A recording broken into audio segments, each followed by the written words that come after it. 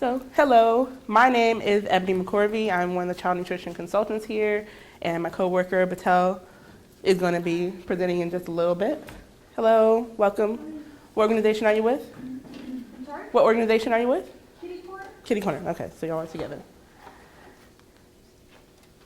Little housekeeping. The restroom, if you didn't see it on your way up and in the room, is right across the hall. If you're male, it's on the left. If you're female, it's on the right. And I think there's a water fountain there somewhere. When may you eat?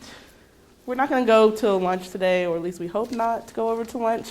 So we have a vending machine. Is it downstairs? There's one next door too. Right below. Right below us. And if your phone rings, please go out into the hall and check it.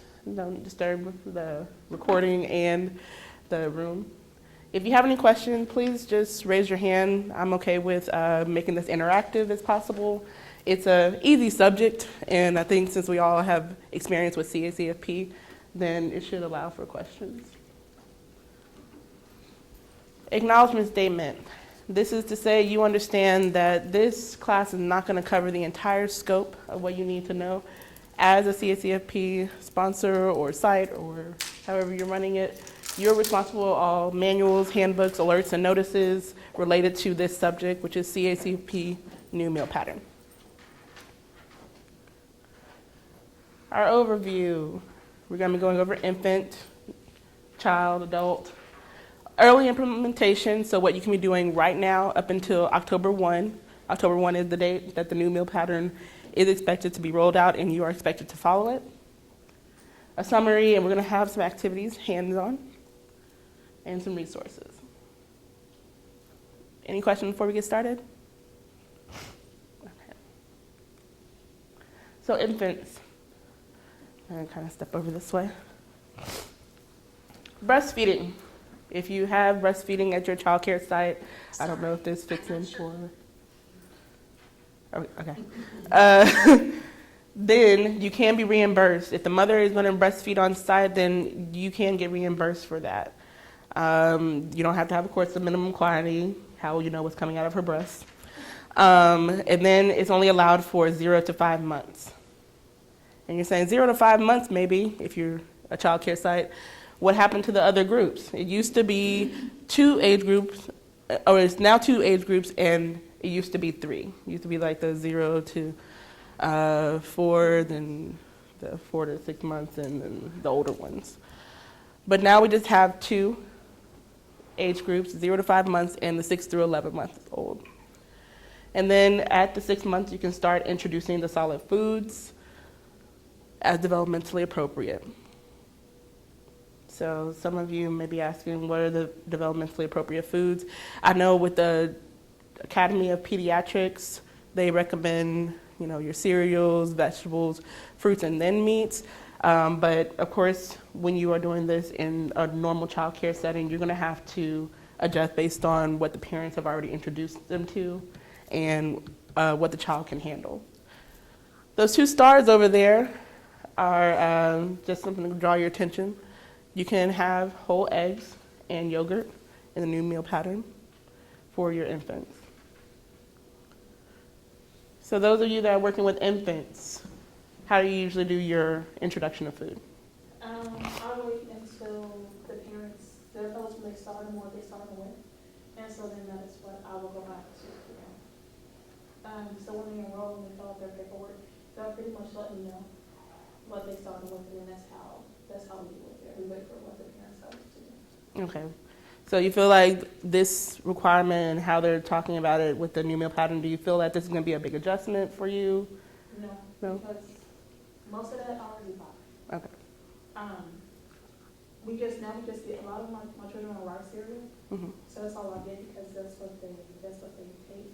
And then I have an infant, he is 5 months, I think, and Mom said she's introducing him to peas, and if we can give him that, and I just told her, just to put it down for my teachers and let them know how much she gave him and when she gave it to him. Mm-hmm. And so then I make sure that they know when I give the piece and make sure they know it's not for him.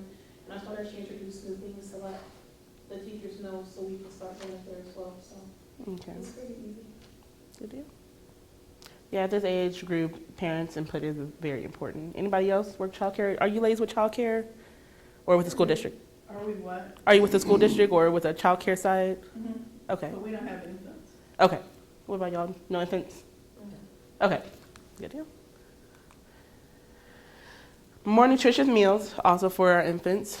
Fruits and vegetables requires both the fruit and vegetables or some kind of combination of them during their snack for infants 6 through 11 months. Juice and cheese. No juice at this level, like none. Or cheese food to be cheese spread to be served. If you're wondering what cheese food or cheese spread is, then that's going to be where it has an addition of salt or sugar or some kind of fat or something like that to your regular cheese product. Ready-to-eat cereals are now allowed for the infants at snack time for the 6 through 11 month olds. WIC-approved cereals, and this will go also for some of our older children as well. Checking the WIC list for the Texas site will give you a whole host of cereals that are acceptable. One thing that we'll talk about pretty soon is the sugar requirement for cereals. So in general, the WIC list is acceptable and TDA would accept it if you're putting on your meal records, but also check your sugar content to make sure you're in those requirements as well. Just some examples.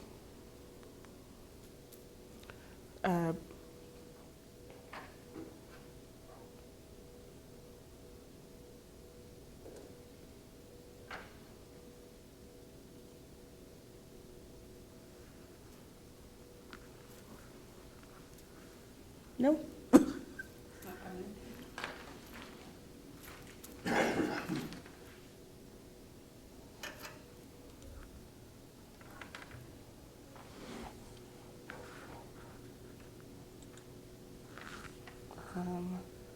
I wonder if it's, it's pulling up in the, Oh, I'm sorry.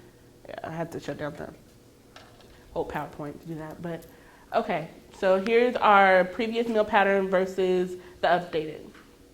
So you can see the old age groups, the 0 to 3, 4 to 7 month old, and 8 to 11 month old, now broken up into the two here. We have our breast milk and everything that transfers over. That's not really any change. It has the cottage cheese, eggs, and yogurts added in for this age group over here.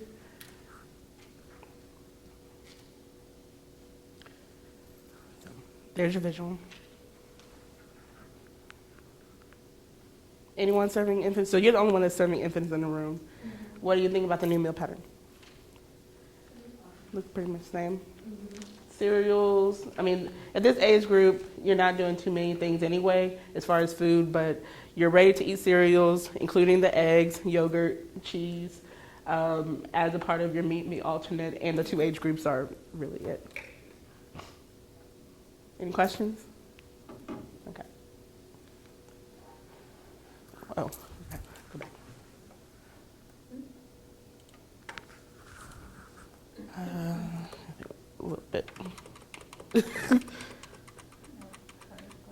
It went forward a little bit. Okay. All right. So for children, next subject, these are going to be our children after the age of 1.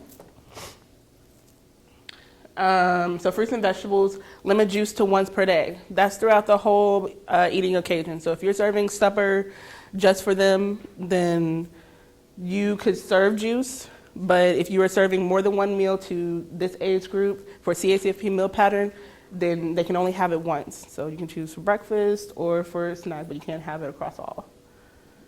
And that's just a requirement that they started introducing because they noticed that every day for snack, the kids were getting juice, or for breakfast too, in the morning they were getting juice. And when you're doing this juice, we're automatically assuming this is what? What kind of juice? 100% fruit juice. Fruits and vegetable components are now separate, just like we were talking about with the infants. So before, in the meal pattern, we could do this on the left side.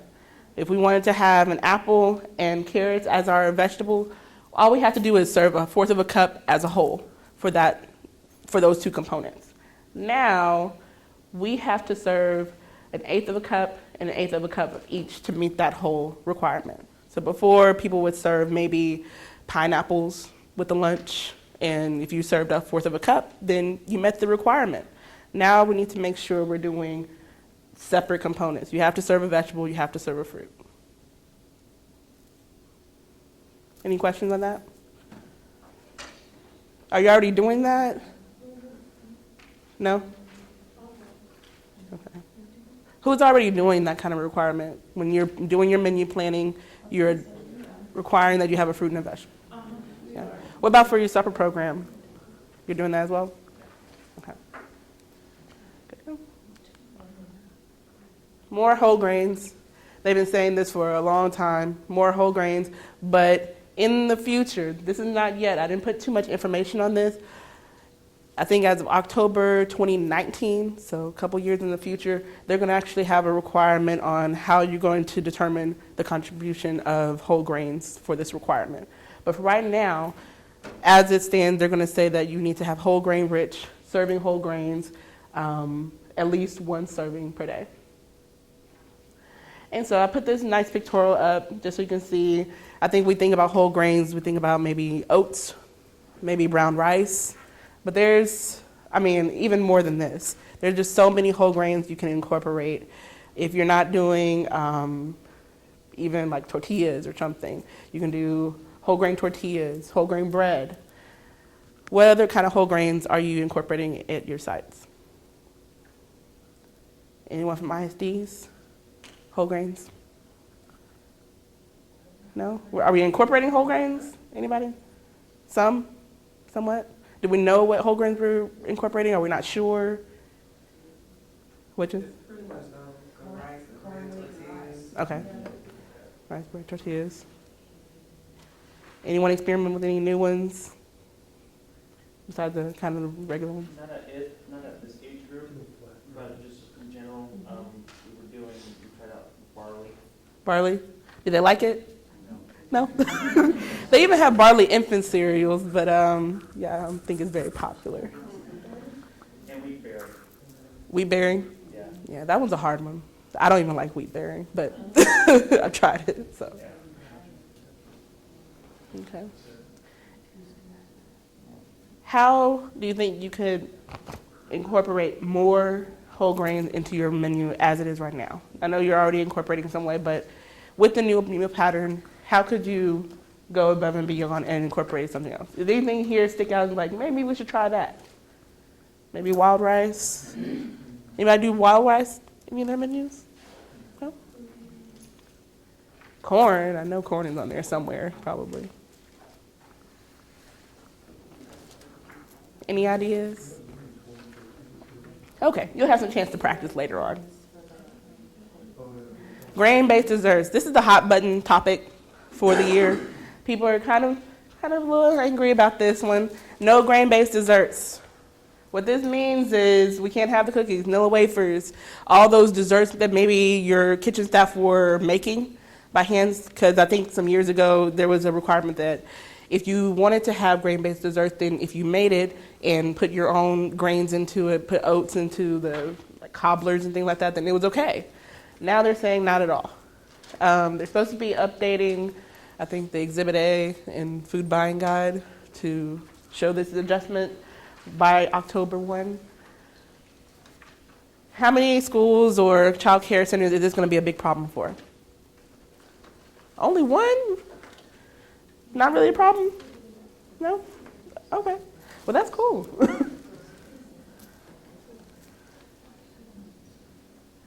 All right, so more protein variety. Tofu counts. Does anybody serve tofu on the menu? During lunch. During lunch? Okay. But at least you have it as an option. That's pretty neat.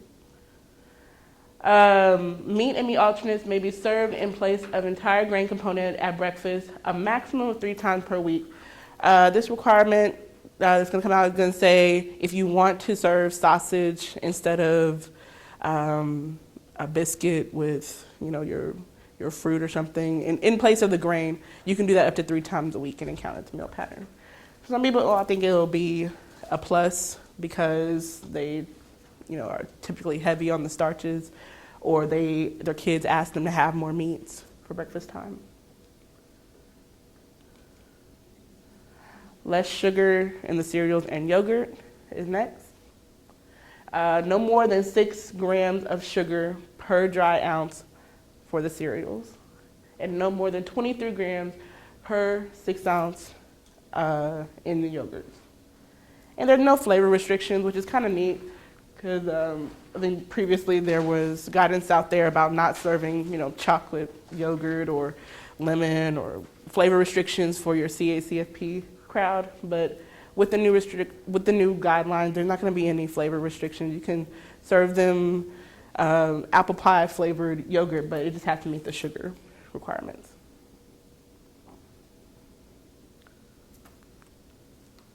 Milk. Unflavored whole milk. Let's see, try to stay within my guidelines. Stand over here. Unflavored whole milk must be served to 1-year-olds. Unflavored low-fat or fat-free milk must be served to 2 to 5-year-olds. Unflavored fat-free and flavored fat-free milk can be served to 6-year-olds and up. Non-dairy milk substitutes are equivalent, so you can already serve those. You should know those already. And yogurt may be served in place of milk for adults, which some adults might rejoice. It won't let me zoom in. Okay, sorry, I thought I could make that a little bit bigger. Probably can't really read that. But this is also available on the squaremeal.org website. There has a comparison of what the old meal pattern changes, or old meal pattern was to the updated meal pattern. I'm not going to go through all of it because you probably can't read it on the screen, but it goes through what we just talked about. And we're going to pass out a lot of these resources to y'all, so you don't have to worry about that. No? Okay. We'll go over it anyway, just in case you guys want to have an adult care one day in the future. I'm hearing you a lot of grumping there, like, no, I don't want to do that. It's a pretty quiet group. Are you guys camera shy because there's a camera behind us? Is that what it is? Okay. I know there's a lot of ISDs here. Just to let you guys know, I spoke to Lana. She's the one that does the are y'all going to be attending our summer workshop, Region 10 summer workshop Friday? Yeah. A lot of ISDs do attend it. They have a lot of classes. We will have them here and Salina ISD. They will be taking courses there. I know there's a lot of questions as far as what the schools will be doing whenever it comes to CACFP, because a lot of you guys are doing at risk. So what we were planning on doing was having a separate class for ISDs to do the CACFP meal pattern, because what you guys have to implement is a little bit different than what the traditional child care group would have to do. So it's not a bad thing that you're here. You still will be learning. But just FYI, during the summer workshop that's going to be happening, they will be covering CACFP meal pattern specifically for school districts. Just so you know, that will kind of give you more, and y'all can have like a Q&A because they do the NSLP, so they can help you guys. And as she was talking, I was looking over some of the USDA memo that came out specifically for offer versus serve when it comes to at-risk. So at the end of this, we'll go over that. So just to briefly cover for adults, CACFP, the A is for adults, so we have to cover what the requirements are with adults. So what I did is I kind of broke it down with the different components. Minimum serving for milk is 1 cup for breakfast, lunch, supper, and snack for the adults. With adults, they can get unflavored or flavored low-fat or fat-free milk. They can have non-dairy milk substitutions as long as they have a doctor's statement that supports why they cannot have milk. Yogurt may be served in a place of milk once per day. This is effective with the new CACFP meal pattern. What's happening with the adult daycare, a lot of them don't want to drink milk, and it goes to waste, and it's always a fight there. USDA considered that, and so they said that they can replace that with yogurt. Some of the best practices is to serve water as a beverage when there is the yogurt that's being replaced. Use nutritional facts labels to select flavored milk that contains no more than 22 grams of sugar. I've been to some adult daycares, and sometimes they like the chocolate milk, just like the kiddos do, or the strawberry milk. So even for you guys with the ISD folks or with the child care groups that you guys have, older kids, the 7, 8 years old, if you are going to be serving flavored milk, make sure you're looking at the sugar content of it. The whole point of this new CACFP meal pattern is to make it a little bit more healthier, and we want to consider that. With the yogurt, same policy with the child care. You have to make sure it's 23 grams of sugar per 6 ounces. Child care centers do take a look at that very closely. It is per 6 ounces. So one of those, the yogurts, those tube yogurts, a lot of them contain more than that. So you really have to be very careful when you're reading the nutrition labels to make sure it's not more than 23 grams of sugar. Okay, moving on to vegetables and fruits. Minimum serving for adults is half a cup for breakfast. And notice we broke down the vegetables as 2 different components now. So it's half a cup for veggies and half a cup for fruits during lunch and supper. And the same thing for snack, as half a cup of vegetables and half a cup of fruit. And that is separated during lunch, supper, and snack. For breakfast, you don't have to serve both vegetables and snack. You can pick and choose whichever one you want to do. Best practices is to make at least one of the required component snack a veggie. And that's not just for adults, for schools, for child care centers. Our children are not getting enough vegetables, and that's the reason why they're making the vegetables and the fruit components separate, because what's happening is since it was one component, they would serve 2 fruits, and that would still be a reimbursable meal. But at this point, you can actually do 2 veggies, but not 2 fruits. More ways to incorporate serving more vegetables is snack is the easiest thing that you can do during throughout the day. So making sure that you are serving at least 1 vegetables during your snack.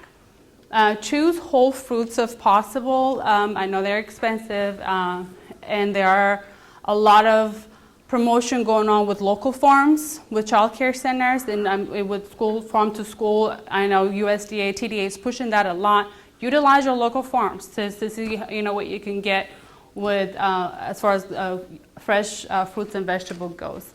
If not fresh, you can utilize canned, dried, frozen, and that's also a better option. How many of you guys are using USDA commodity? You guys are getting that? Okay, good.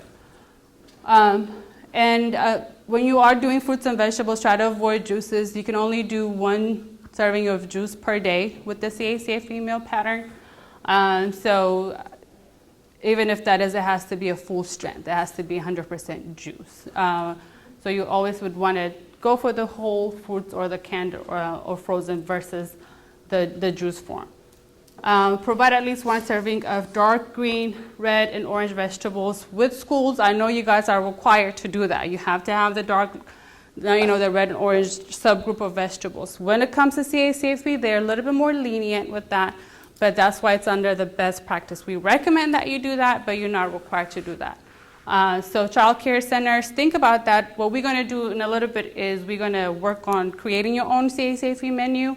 So I want you guys to kind of think of that, and we're going to be grouping the ISDs with child care centers so you guys can work together on how you can add the different subgroups of vegetables.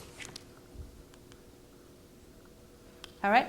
For meat and meat alternate, minimum serving for adults is 2 ounces for breakfast, 2 ounces for lunch and supper, and half a cup for a snack. With the meat alternate, they are, as far as snack goes, they're doing equivalents to cups to ounces. So you can do, that goes about 1 ounce, a little bit less than 1 ounce when it's half a cup of that. But whenever you look at the meal pattern that they put out, that's what it says is a half a cup of meat alternate. Like Ebony say, tofu counts now. That does give a lot of our vegetarian participants options. With tofu, you want to make sure you look at the nutrition label ingredients. There's different kind of tofus, soft, hard tofu. So make sure that it is reimbursable under USDA meal pattern. Meat alternate may be served in place of for breakfast 3 times per week. For adults, that would be a good news because a lot of them, they want to get their turkey sausage and their meat alternate versus just the cereal and the bananas and stuff that they would get. Best practice, use lean meats, utilize nuts and legumes when it comes to meat alternate. You don't always have to have the meats.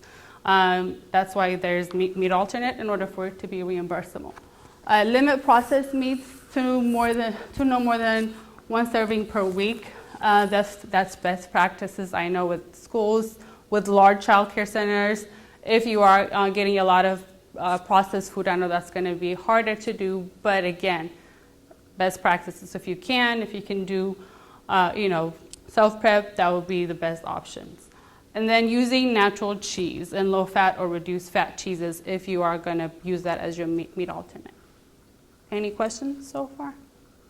Okay. So lastly, grains, minimum serving for adults is 2 ounces for breakfast, 2 ounces for lunch and supper, and 1 ounce for snack. At least 1 serving has to be whole grain rich.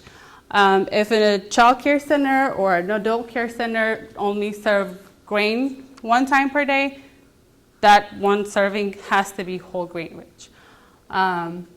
Breakfast cereal must contain less than or equal to 6 grams of sugar per dry ounce.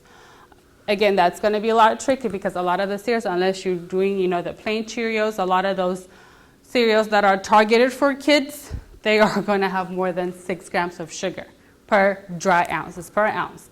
So take a very good look at that whenever you guys are ordering your breakfast cereals. Grain-based dessert are not credible. When Ebony was asking, everybody was not concerned about that. Are you guys sure you're not concerned about that? Because all of those graham crackers and vanilla wafers, all of that, it's going to not be reimbursable anymore. So even though this is not effective as of October 1st, best practices, go into your pantries, look at your order sheets, make sure you don't have that, because if you are using vendors to order your food and those are, they have long shelf lives, you may have a bulk of them in your pantry. Make sure you get rid of them even if you have them now so that you're not, wasting that when October 1st get here. Best practice for grains is provide at least 2 servings of whole grain. What you're required to do is to serve 1 serving of whole grain. But that's just minimum requirement. You don't have to stop there. So if you can serve more than that, you can. So when we get ready to do our menu renovation and you create your own menu, have that in mind. Put the best practices. CACFP actually has what's called the Healthier CACFP Recognition Awards, and they get recognized for those child care centers that have healthier options for meals, and not just food-wise, but then child care centers that do physical activities. So you actually get grants for, utilizing the best practices. So why not incorporate that when you are creating your menus? Okay? Any questions so far with adults? No? Okay. Early implementations. This is not, the new CACFP meal pattern. It's been on the news since last year of April. That's when they released it. What TDA and USDA wanted to do is have the early implementation going on. This has not changed in a decade. Like literally, they have not changed the CACFP meal pattern in a decade. So for a lot of you ISD folks, this may not be a big change because you've already incorporated a lot of it. But for CACFP child care centers, those of you that have been operating this for the past 10, 15 years, it may be a big change for you. So what they want to do is they wanted to do an early implementation so that you can kind of get used to it before everything goes into effect October 1st. So the 5 things that you can do right now and still be in compliance is breastfeeding on site. Did you have any parent that are breastfeeding? I know you were the only one. Okay. The WIC program, which is funded by the government as well, they're very big with breastfeeding. It has tons of benefits. We can have a whole class of breastfeeding benefits. So USDA is trying to push that as well and support that. So why not reimburse the mom if she's coming to the center and breastfeeding? So child care center, even if y'all don't have any, do you have infants in your centers? Okay. So what you want to do is you want to encourage that. You want to print out flyers, from WIC. You can go to WIC website and pass out flyers and encourage parents to do that. And there's a lot of parents, and I worked at Head Start for 5 years, and there's a lot of parents that want to do it, but they don't have the place to do it, or they're not feeling the support. So as a child care provider, I recommend that you guys push out, promote that and make them feel comfortable. And the turnaround of that is you also getting reimbursed for it. So it's a win-win situation for both ends. Nutrient-rich food for infants. Whole eggs used to not be reimbursable. The Institute of Medicine, along with USDA, they did their research, and they now have, whole eggs is available, and there's more nutrient-rich food available for infants. Meat alternate in place of grains. We discussed that earlier. That is, giving you, a variety of options on when you're creating your breakfast menus. Tofu and soy yogurt products. We're getting, more and more vegetarians, vegans at our schools, even the younger ages. So that's giving them more option instead of just giving them the beans and the legumes in the place of meat alternate. And there's a lot of cool tofu recipes that you guys can utilize. Yogurt in a place of milk for adults. That's also something that you can do now. Like I mentioned earlier, a lot of adults don't like drinking milk, so the yogurt will be a good thing. Any questions so far? Okay. So let's just go over the summary of the key changes that we went over for summer. You guys can jot that down. This is basically the overall of the new CACFP meal pattern. They added a fourth group that addresses the older children. The CACFP used to have the infant meal pattern, which is different, and they had now 6 to 18-year-old. They had the 6 to 18 used to be one age group. But if you have a 6-year-old, especially for your ARVIS program, and a 17-year-old who just came out of football practice, them two are not going to have the same appetite. So they did add a fourth of age group. They did separate the fruits and vegetables components. Juice may fulfill the entire vegetable or fruit components for one meal or snack. Be very careful when you do that because it has to be a full strength. Smoothies are allowed for a snack, but it's not commercial bought smoothies. It has to be something that you prepare on site. All right, do you guys, any of y'all do smoothies at your centers? DeSoto ISD? Okay. And you guys have your own recipes? Awesome. All right. DISD is not here, is it? Okay, I think they have a smoothie that they do. Breakfast cereals, less than 6 grams of sugar per dry ounce.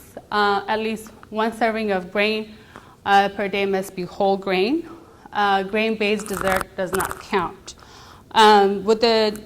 Going back with the fruits and vegetables, like I said, you can do 2 different vegetables, but not 2 different fruits. So it has to be a vegetable and a fruit, or a vegetable and another vegetable. There was a question, is tomato and avocado considered vegetables or fruit? What are those? What do y'all think? What's a tomato? Is it a vegetable or a fruit?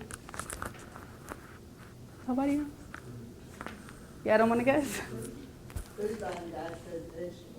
There we go, food buying. Alice said food buying, I said yes. So avocado and tomato is considered a vegetable. So you can serve those 2 together and consider that. The leafy greens, if you have a leafy greens like green spinaches, what are the serving of that? Because if you cook a spinach and you may have a full cup, but then it was going to shrink down. So the equivalent for that is 1 cup of leafy green vegetable is considered as half a cup of cooked vegetable. So that will be your half a cup serving. What else is there? Beans and legumes. For example, if you have beans and peas, if you have a recipe that asks for that, can you use that as your meat alternate in your vegetables? And the answer is yes for that, because beans can be as your meat alternate and peas can be your vegetable content. You just have to make sure that you have enough servings to consider it enough for meat alternate and vegetable as well. So look at your recipes very closely. Meat alternate may be used in place of grains based on ounce equivalent. So they're going to actually be more restrictive, and USDA is still kind of finishing up the policies on that.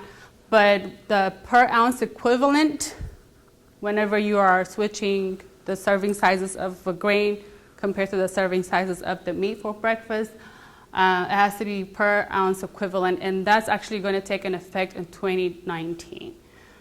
You can use it right now. They're not going to be very restrictive on how you measure it, but they will release more policies, and that will take an effect in 2019. Tofu and soy yogurt may be used to meat alternate components. Unflavored whole milk must be served to children. Whole milk used to be a recommendation now for kids, but now it's going to be a requirement. And for those of you that are having child care centers, just make sure you train your staff whenever you are doing food production records, that they're not used to just writing milk and not breaking down if they're serving, the fat-free milk or the whole milk. So start training your staff. It's going to be two different. It's going to be required for the younger kids to have, so for the 1-year-old to have the whole milk. Unflavored, low-fat, or fat-free milk must be served to children 2 to 5 years old. Do not flavor the milk. I've been to child care centers where they just put, those Hershey chocolate in the milk because the kids don't like drinking the milk. So make sure they're not doing that. It has to be low-fat, fat-free milk for ages 2 to 5. Once they're over 5-year-old, school districts, y'all can do flavored milk, but again, make sure you're looking at the nutrient content and that doesn't have a lot of sugar in it. Same thing with adult cares. All right? If you are serving yogurt, it must contain no more than 23 grams of sugar per 6 ounce. Deep fat fried food prepared on site is not reimbursable. This was a lot of questions was raised whenever we were at the national conference last year when it first comes out. What is it considered? Because is it pan fried? A lot of people define fried food differently. Just if you're immersing it in oil, so basically deep fried chicken. If you have the fryer, fries or whatever, anything that's immersed in oil that you are preparing on site, that is not reimbursable. Water must be available throughout the day. This is not for adults, but for children. It's upon request. I know licensing requires it. Now TDA and USDA is requiring that. It has to be available upon request. Parent and guardian may provide no more than 1 meal component reimbursable meal with a non-disability dietary needs. This has a lot of question around it. So if you have a child and the parent or guardian saying that I don't like the type of bread you have, I want to bring the bread to my child, they can bring 1 component. And a lot of child care center ask if they can do the milk. They can do that. It didn't say that they cannot. So if they want to provide their own type, if Johnny only drinks organic milk and I don't like the the fat-free milk that you're serving, they can bring that. Just make sure that it's the type of milk that USDA does reimburse. But when you have that, a lot of parents may take that a little further step and say, okay, I want to bring this and I want to bring that. Just stay within the policy. Have when you are enrolling, pull out your policy and saying, this is the case. If a child is disabled, and if you have a doctor's statement to back it up, at that point, yes, it depends on that situation. It's acceptable according to what the documentation says. But what the new CACFP pattern allows them is they can bring one component of the reimbursable meal. Okay? And at risk after school, you guys can do offer versus serve. I know with ISDs, you guys have at risk. Are y'all doing offer versus serve right now? Is it for snack? After school. After school? Okay. Offer versus serve, you can do that for breakfast, lunch, and supper, but it cannot be for a snack. That's CACFP policy. So if you have that, you can do that. But so with the is it the, because I know there's the CACFP at risk, and then there's the after school supper program. Which one are you guys doing? CACFP at risk. Okay. All right. And before we go to the next slide, with some of the questions when we were having our conference with TDA,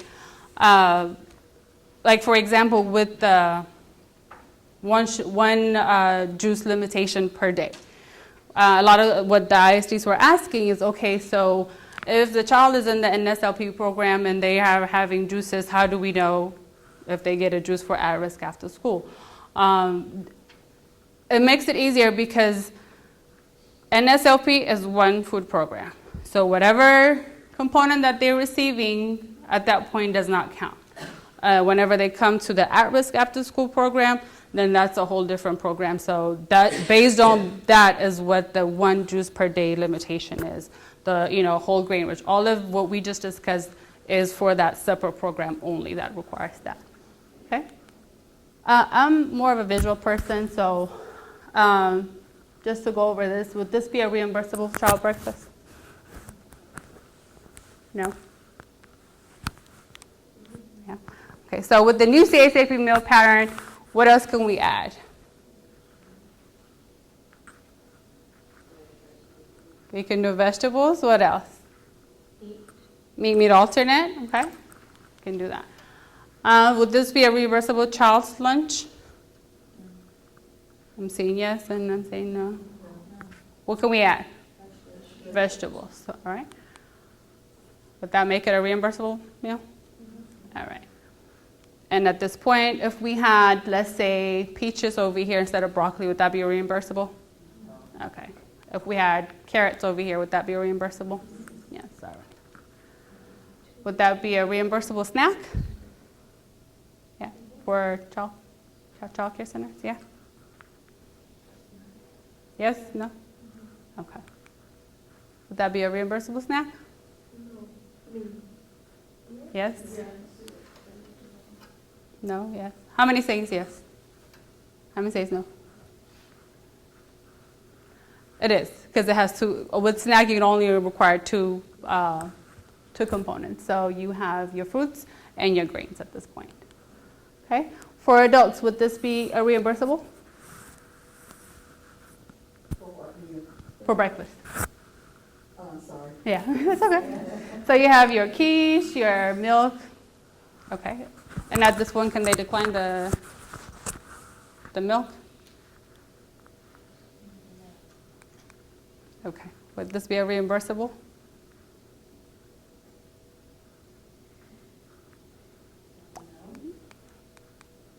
Why not? Okay, no milk. Would this be a reimbursable snack? No. Why?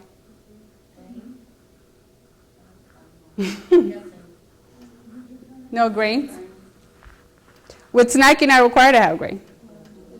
Yeah. It would be reimbursable under the new meal pattern because one of the fruit and one of the vegetables. Yes, exactly. It will be, because it will be two different components, right? With the old one, it was one component, right? But with the new one, it's two different components. You can always have extra, right? So if you just don't want them to have fruits and vegetables, you can throw in a cracker or milk or yogurt and make it reimbursable. Okay, awesome. So any questions so far? All right, let's take a few minutes of break. We do have coffees out in the hallways if y'all need to take a restroom break. When we come back, what we're going to do is a menu renovation. We'll pass out some of these child care center menus that were implemented with the old CACFP, and I have a worksheet here, a blank menu planning. So we'll maybe have 3 tables, and y'all can work together. It's a 4-week cycle menu. So you can have your breakfast, lunch, supper, or snack and create your own menus. You have your components there. You have your resources here that you can use if you kind of draw blank. You don't necessarily have to have, cheat from here, but just to give you guys an idea. So we'll do that. So by the time you leave out of here, you actually have a new CACFP meal pattern menu that you can utilize, whether it's for at-risk after-school program or for child care center, okay? So we'll do that when we come back. So take a 10-minute break.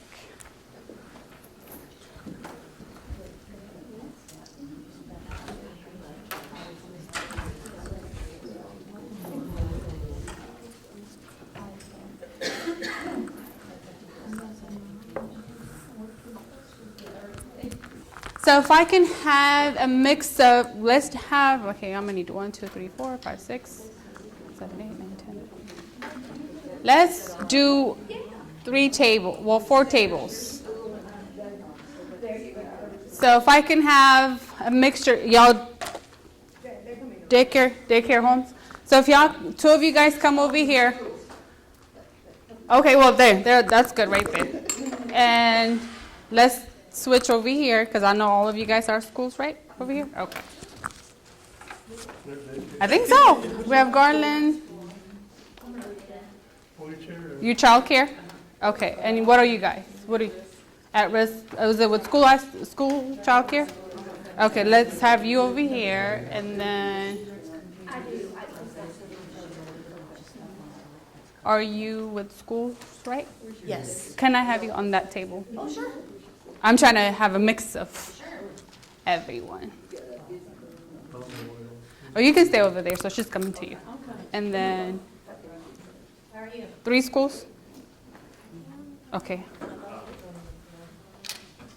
You're with childcare, right? No, I'm a school. You're at school, oh no. Y'all need a breakup. Yes. So, school. Let's have 1 school over there, because this is old school right here. Yeah. Yes, please. Sorry. As long as we have a good mixture, we are good. Okay. So everybody will get a blank worksheet, and I will have a sample CACFP menu that goes on the table as well.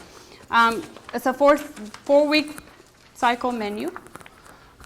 So what you guys will be doing is working together as a group, creating your breakfast, lunch, supper, or snack.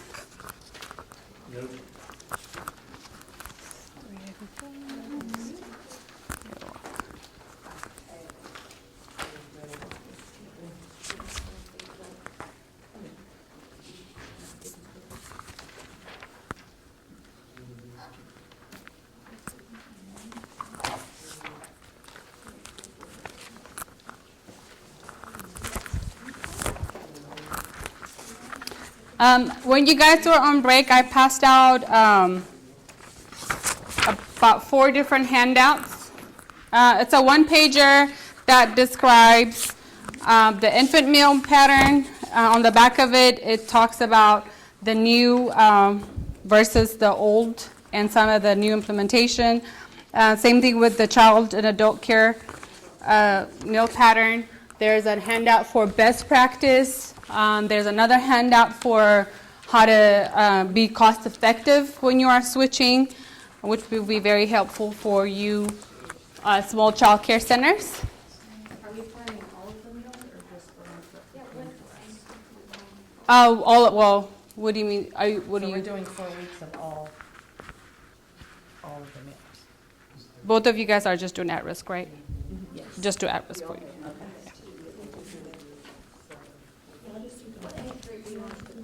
Whatever, it's a variety of them. Okay, let's have 2 of you guys plan one age group, 2 of you guys plan the other age group. My goal for this is so that you guys have something to take home that you can actually take to work, not home, that you can actually utilize.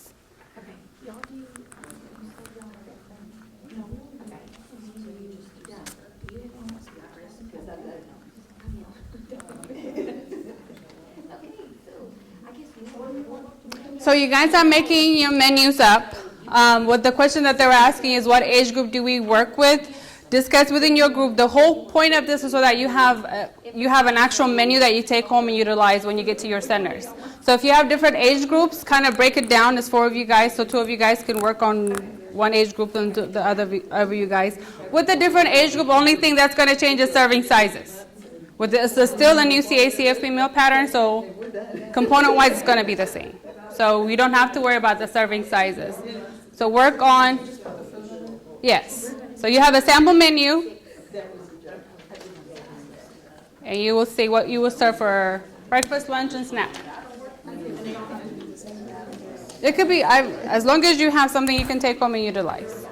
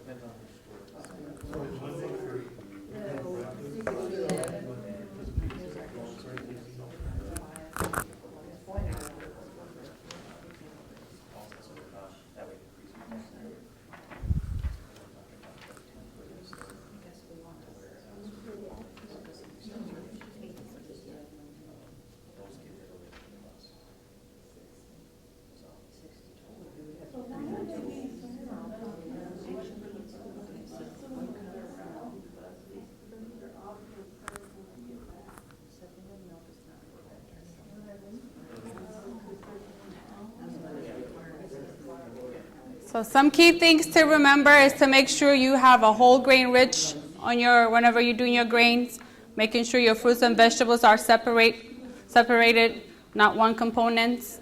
You do utilize meat alternate for your breakfast. So put all the stuff that we learned with the new CACFP meal pattern on this.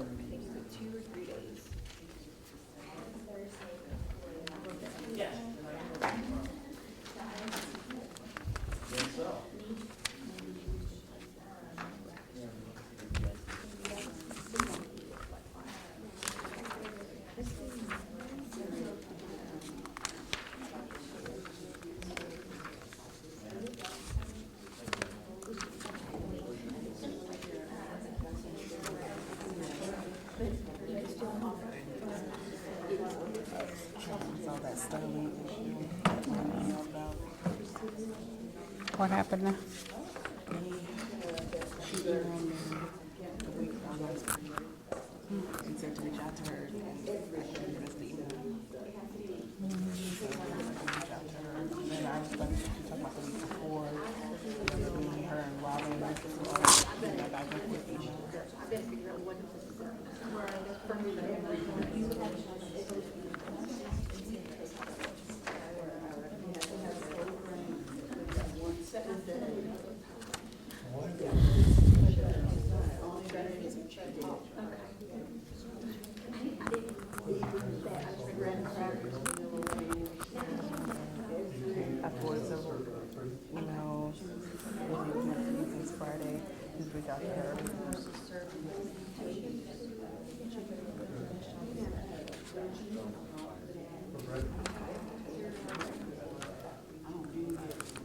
So are they still trying to get their applications approved? Well, they were, but Lynn had.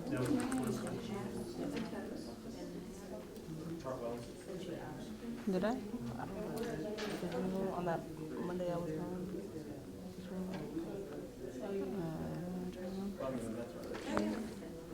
What is it in regards to?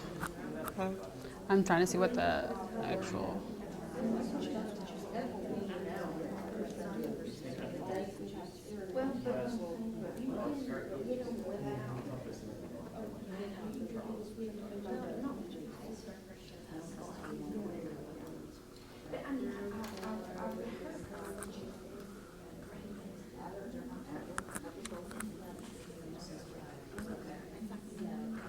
That's fine.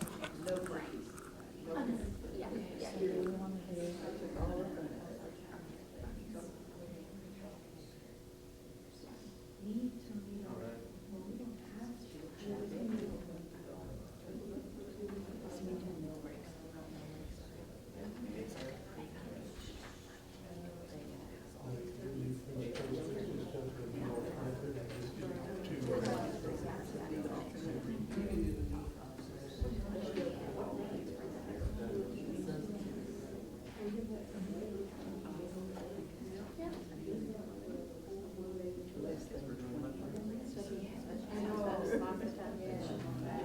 For six, for 4 hours.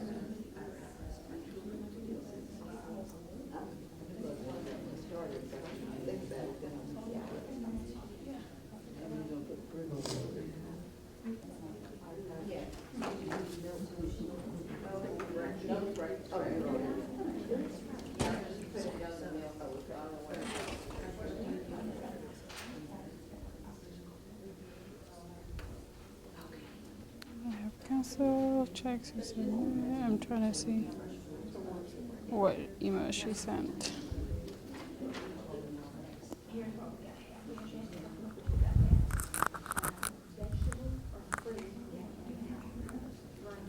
Why is the email from March have canceled checks to submit further?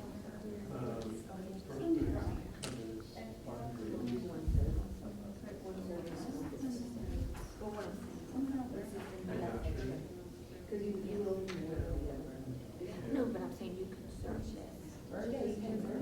But you only count it as one.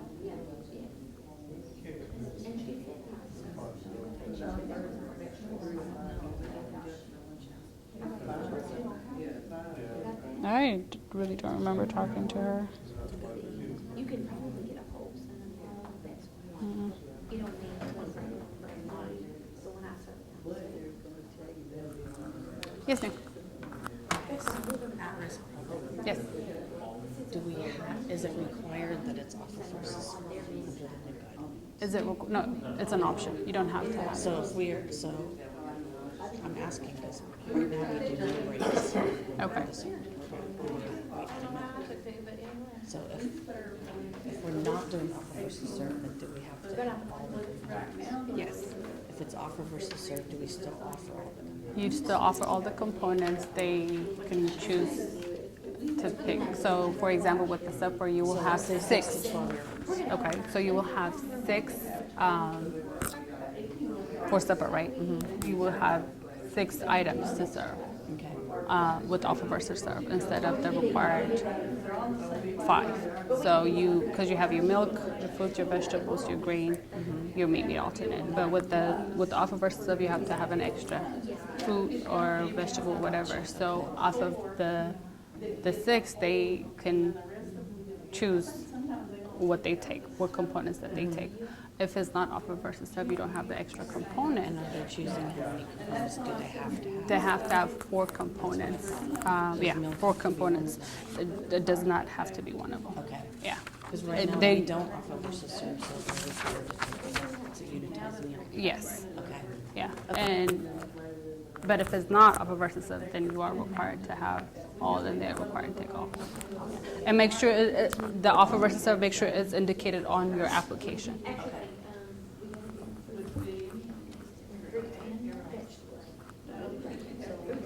Okay. So, okay, what's happening now? What do we need to do? So basically it proves that somebody helped, and at first I thought it was me, and I wrote back that email saying, oh yeah, I assisted them, and then I looked at the dates and I was like, oh no, I didn't, that was what I was going to bring. I helped her on Friday, that was the last time I talked to her. And she went off and requested Robin and everybody else meet with her. And then that Monday after, when Lynn said this, but I had mine out of the office, so I just thought maybe Lynn had reached out to you, or maybe she forwarded the email to you. Okay. If I've tried, I remember reading, and because I don't know why my email is not opening, like, it's opening like bits of threads on there. I remember seeing this, but I don't remember actually talking to her. I think I've called and I couldn't reach her. Which I was trying to remember, I was trying to look through my log, and none of the numbers that are on that application, but she was always on different personnel numbers, which is not on the application. I'm trying to remember. She had called? Huh? What do you mean her cell number? Deborah, she usually calls on her cell phone. Oh, okay. Deborah Edmonds? Yeah. Okay, so what's the status of the application? Lynn wants to withdraw today, but she wants our technical assistant to go there. My last technical assistant is going to be on the 10th. She's looking because she had reached out to say something to help her on the 13th. Okay, so So, do we have anything? I have to go on my. Which I know Jennifer had emailed and said we will probably get to it by the end of the day. Yeah. I'm just going to Instagram and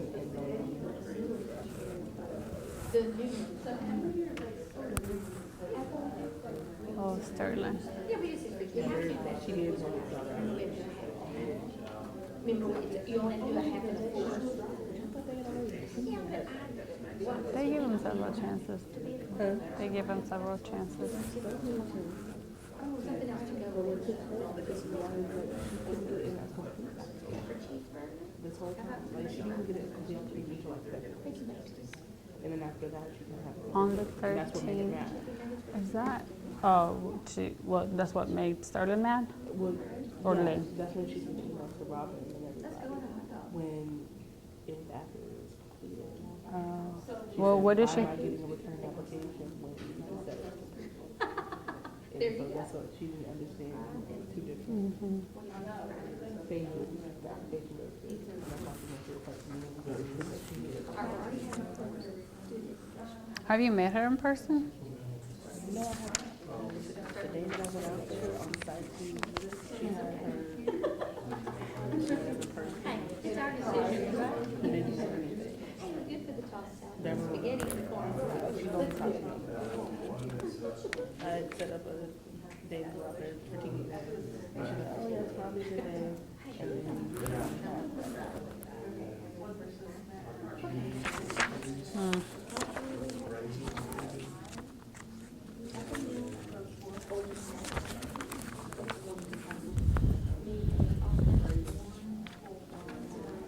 They don't have to. You only do it in two.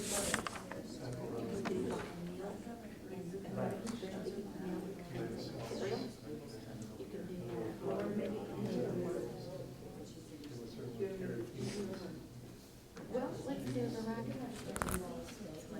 It's 40.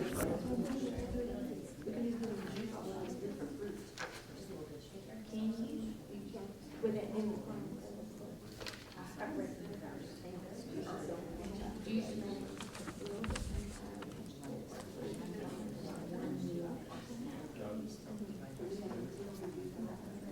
Well,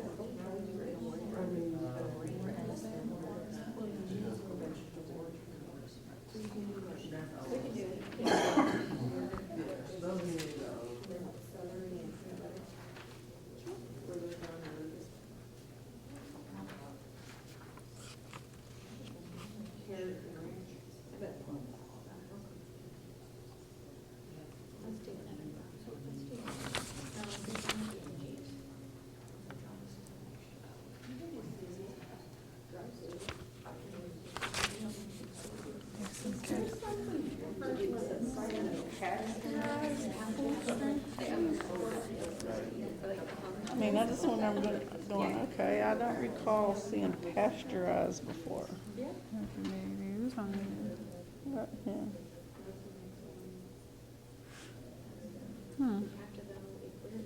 I know, I've always seen the one. The full strength, yeah, full strength. Juice. Full strength. And I'm just going, okay, what are they gonna be calling pasteurized? When they start changing these names and stuff, I'm They do looking. get confused, I know. Well, you just start looking to try to make sure there's not something you're missing, you know what I mean? The only thing that we are aware of is that they just have to be full strength, 100% juice. I can go on her laptop and double check what they meant by pasteurized. And it doesn't even define it anywhere. Yeah, I don't see it. That's why I thought, okay, I'm just gonna ask while I'm here because it's like, okay, that was different. We'll go on the USDA website and verify. Okay. Thank you for catching that. Pasteurized full strength juice. USDA.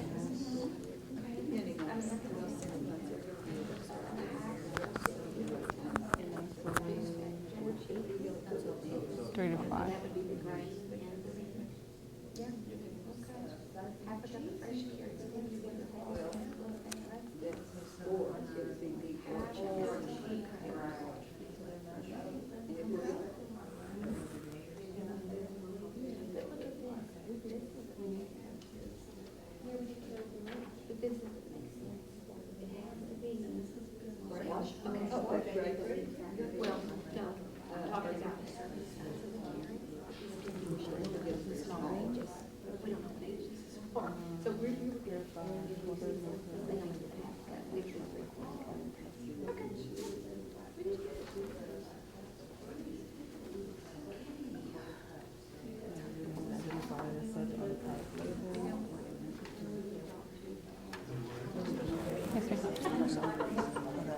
In our class, 5 and 6 year olds.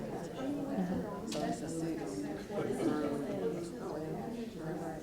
So they have more Than the 5-year-old. Yeah, because the 5-year-old is on the 3 to 5 age group more.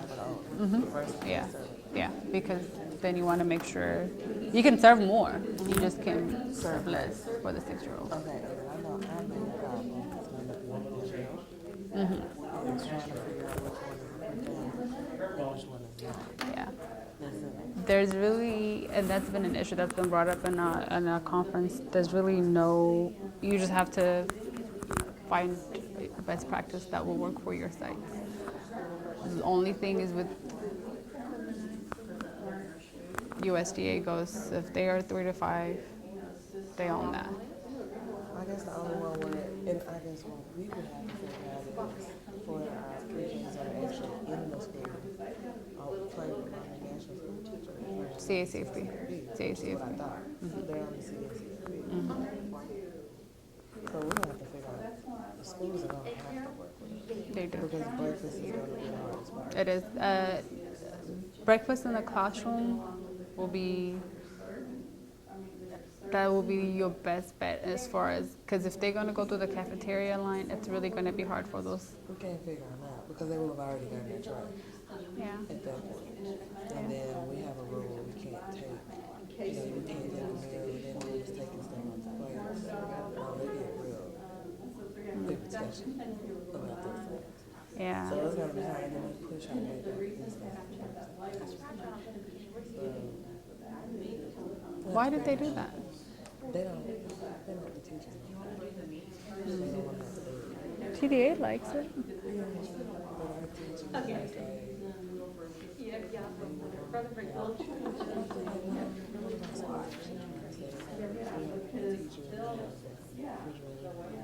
like, and all the stuff we just did, because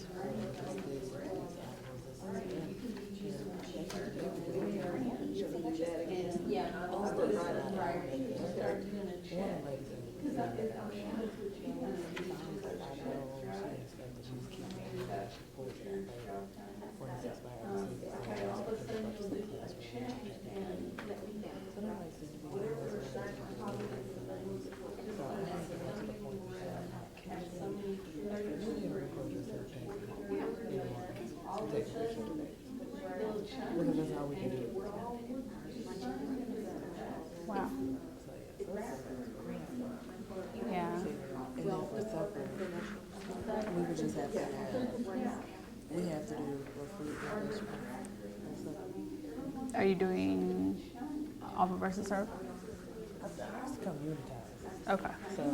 So it would have to be two different components. If you want, you can do two different vegetables and still be in compliance. But for supper. But you just cannot do two fruits. So you can do your milk, your grain, your meat alternate. And that's regardless of age. Yeah. Okay. That's on just at risk CACFP all the way. All the way. Yeah. So fruits and vegetables. Yeah. We'll probably Yeah. and then the milk The grain and the grain. and the meat alternate. So, but that unflavored milk is only for my birthday. The unflavored milk is only the 3 to 5. 3 to 5. Yeah. Once they're over the 6 to 12 or 6 to 18, They can have a flavor they have for the supper. for supper they can have even for snack. They're not limited. You just cannot give them flavored milk for the 5-year-olds and under. That's it. Yeah. Okay, I was making sure. Yes, ma'am. You're welcome. Yes, ma'am. Are you okay? So we both noticed that the snack has the select 2 of 5 components. Yes. But what are they required to select of these components for breakfast and lunch? For snack you can select 2 out of the 5. Right. For breakfast you can do 4. You can do 3 out of the 5. 3 out of 5 for breakfast. So for breakfast you have to have milk for sure. You can do grain, meat alternate 3 times per week, either a fruit or a vegetable. So you have to have 3 components out of the 5 for breakfast. For lunch you have to have all of them. For supper you have to have all of them. All of them for supper? For lunch, yes, lunch and supper has to have all of them. You have to. You can't do offer versus serve, I With, guess? you can do offer versus serve with at risk for breakfast, lunch, and supper, but not for snack. So if you do offer versus serve, then what you do is you will have 6. You have to have an additional. With offer versus serve, you always have to have extra. So for example, with supper, you have to have your milk, meat alternate, vegetable, fruit, grain, and 1 additional whatever you want. You can either have an additional different type of fruit, vegetables, grain. With that, when they go through the line, out of the 6 that you provide, they have to take 3. It doesn't matter which 3. Yeah. Yeah, an additional component has to be served. Take 5 and 6. With offer versus serve, they have to take 3 out of the 5, out of the 6. Yeah. 3 out of the 6. Yeah. Now, if you're not doing offer versus serve, You have to fill all of them, all 5, yes. All right, is that clear, right? All right. You're welcome.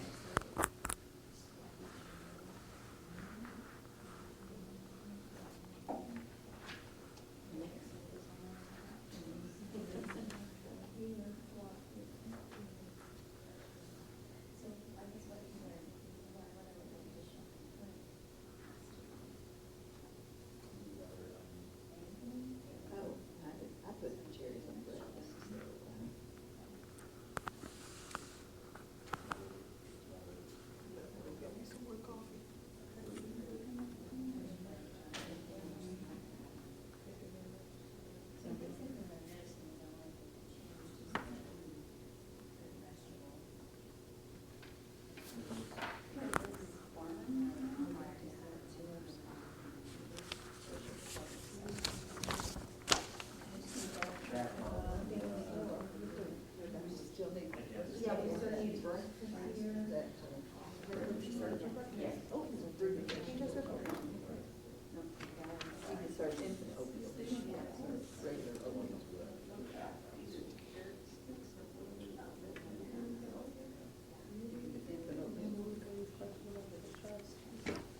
She wanted to know what that meant.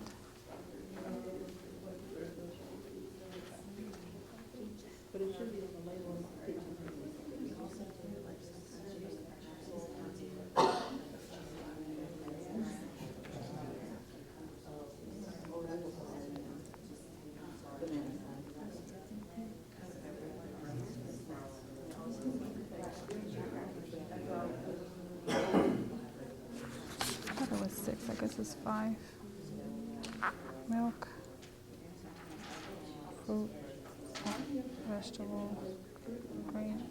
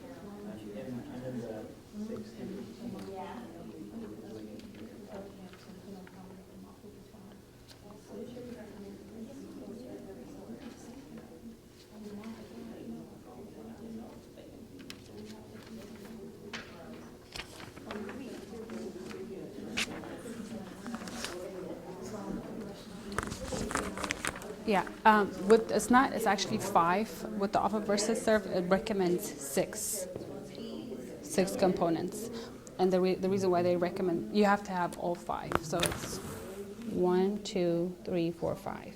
So But they have to choose 5 out of the they have, with the offer versus serve, they have to choose 3 out of the 5. 3 out of the 5. Out of the 5. They recommend, best practice or recommendation is 6, just so that another option, since they're declining, like let's say you have broccoli and carrots, and say that they don't want any, but then if you have a 6th option like a fruit, then they can do that. And your 6th option would be any? It could be any component. It could be anything that you want to add on. Well, you're going to ask me something? So, for instance, if we're doing the chaperone piece, right, and we're doing 6 through 18 age, Okay. okay, you could offer the flavored chocolate milk. Yes. Fat free. Low fat. Yeah. Yeah. The only time that you cannot do flavored are, yeah, the 3 to 5 ones. Yeah, so they need the white milk. Yes. Anything under 5, yeah. And if they're 1-year-old, then they have to do whole milk. So for this exercise, Yes. since I'm mainly At school risk. district Yeah. doing supper, Okay. She's doing this 6. The 6 through 8. do you want us to do the 3 for 5? No. Whatever it is that you're going to be able to utilize when you get to your centers. Okay, Yeah. so we just do CACFP serve. Offer versus serve. I mean, we just serve. You just serve. We just skim everything. Okay, so all the 5 components. Okay, so there you go. It's pre-plated and good to go. Okay, so you just create you can kind of go back and retrack whatever it is that you're serving at your center. Okay. I just want you guys to have one that implements the new CACFP meal pattern. So for example, utilizing, well, you're not doing breakfast, but the different. We do the split fruit and vegetable. Okay. We do the 3/4 cup. So you can, so you can just look at any of the menus here and create one that you can take. These Oh, menus are for 3 to 5s, right? Okay, but Is that what it it is made for 3 to 5. But again, what makes it different when it gets to 6 and 18 is just the different serving sizes. It's still CACFP, you just increase the serving sizes. And at this point, you don't have to put how much you're serving, like they're doing right now. You can just put the food items. Oh, so you don't want us to, You don't have, well, you can decide that whenever you get to your center. The whole point is to have a menu to take with you. Yeah. Yes. And when you get to your center, then you can decide the different age group and how much you need to serve.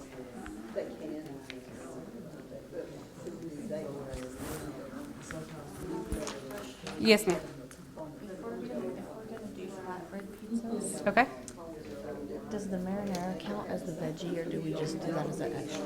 You can count it, but you just have to make sure That it's enough? it's enough. It's enough only. Usually speaking, Yeah. it's not, so you can just use it as an extra. So would you put that like in additional notes, like you're providing that, or you don't really need to? You can if you want to. I usually have additional notes, like for example, if you have allergies or if you do different things, whatever. Okay. In that case. And then I was reading it's actually, they have to take 3, not 4, with the offer versus serve Okay. out of the, Okay. So offer versus serve, then let's take.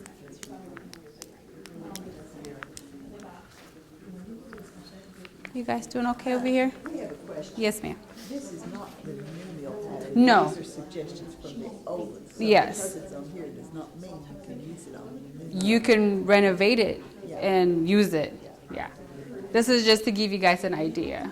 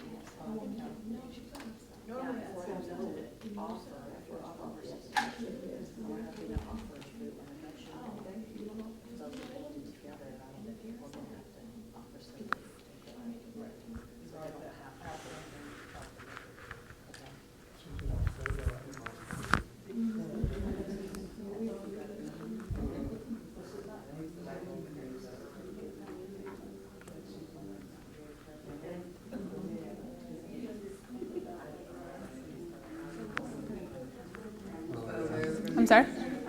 She did, right, yeah.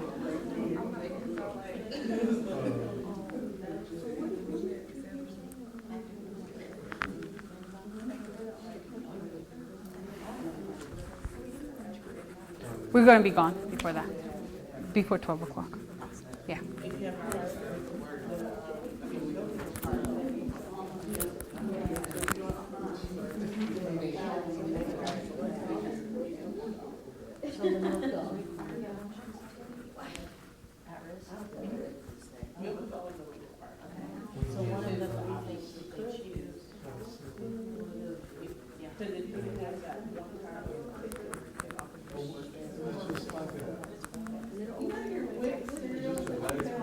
Yes. See which ones are afraid, because it looks like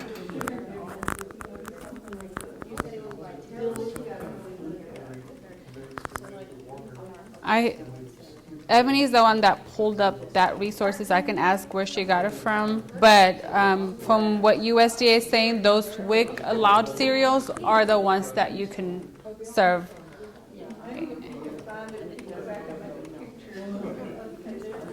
Yeah.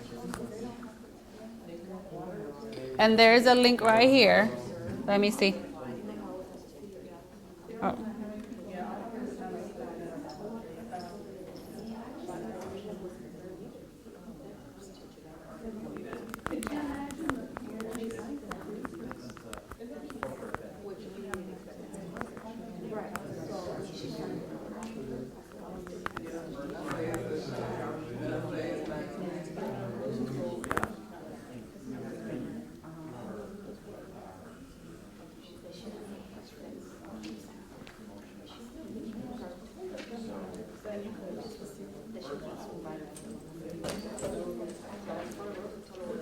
Are we almost done with the activities? How many more time do we need? About 5 more, 10 more minutes? Y'all are done? Are you guys done? Y'all need more time? Okay. How much more time would you guys need to be done? we were looking to see what kind of changes we were gonna have to make to our own. Okay, so you just revamping your own? Okay. So about 5 more minutes? Okay, okay. How much time would you guys need? If it wasn't offer versus serve, they have to take everything. Because we're serving means they take one of them.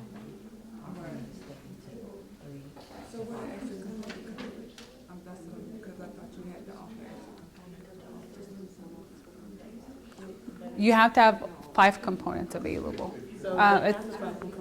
Yes, it's recommended that you have an extra component. It's not required that you have a 6th component. It's recommended that you have a 6th component so that with offer versus serve, they only have to take 3. They can choose 3 and decline the rest. So by you having the 6th component, the extra component, is giving them more option to take, more choices to take.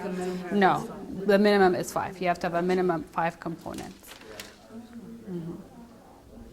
So like if like on the carrot stick things, you could offer a hot vegetable too if you wanted.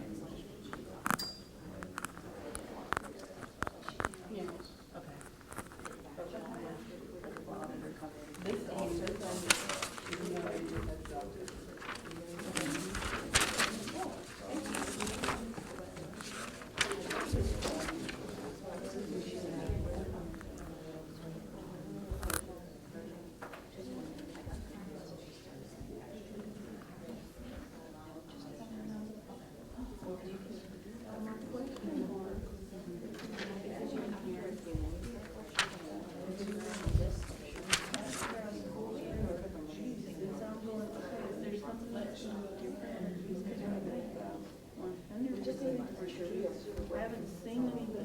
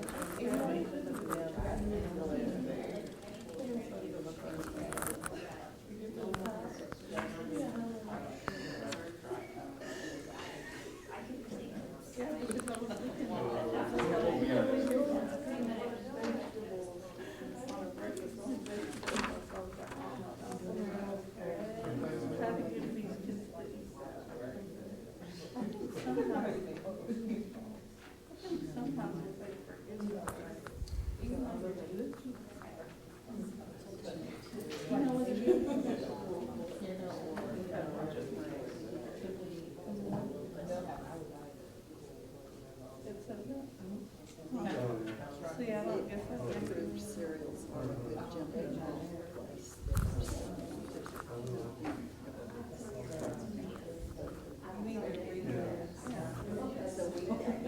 Hey, that's it for. 1 ounce is equal to 1/8.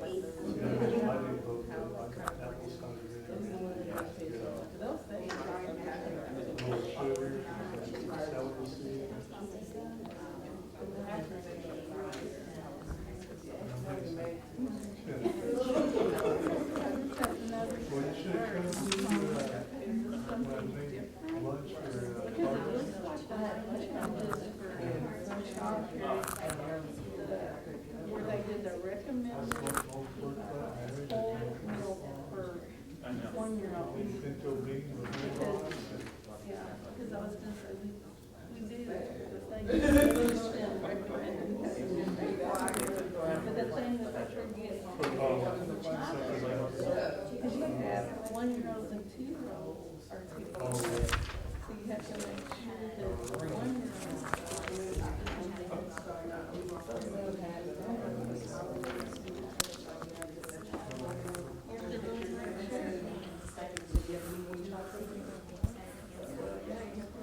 And that's why I said sometimes, but it looks like they're like, everything was on the cereal.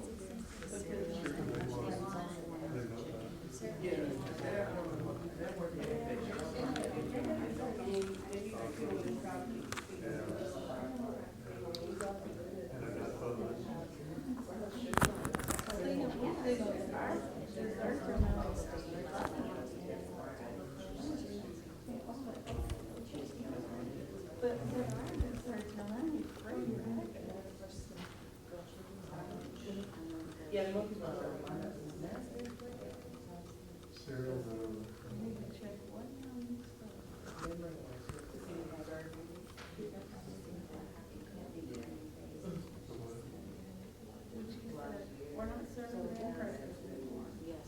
We're not serving the white food. We're serving animal crackers.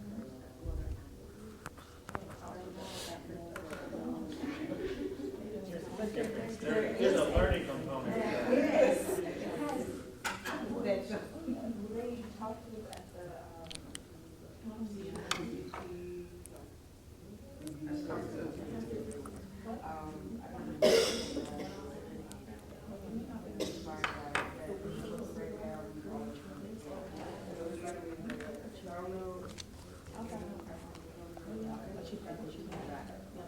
There's so many different types of it.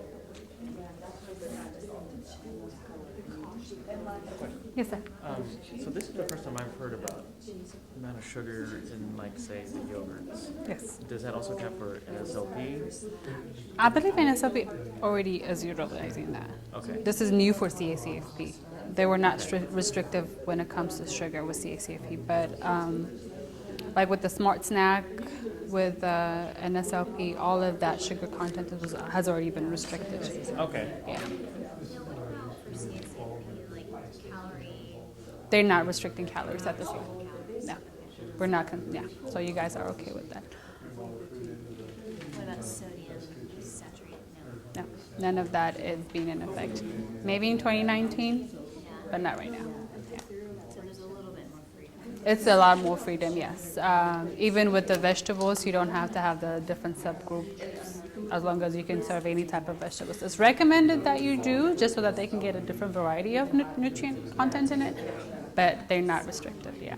Because, I mean, when you think about it, when children as young as 3-4-year-old, it's going to be very hard to be that restrictive. Hard to just As it is, yeah, yeah.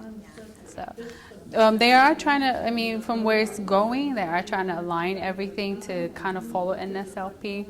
Like even with the food buying guide, there used to be a separate one. Well, there still is a separate one for Child Care Center and then for NSLP. But they're working on it, on making it one food buying guide for everyone. Yeah.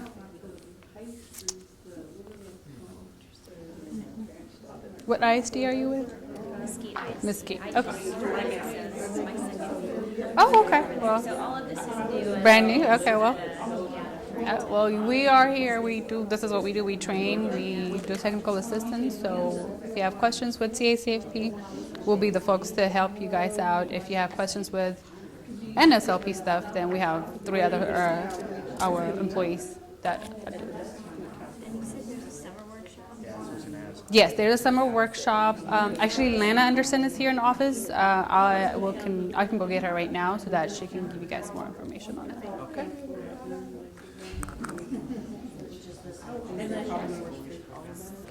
I'm gonna go grab Nana so she can tell them about summer workshop and then their certificates before we run.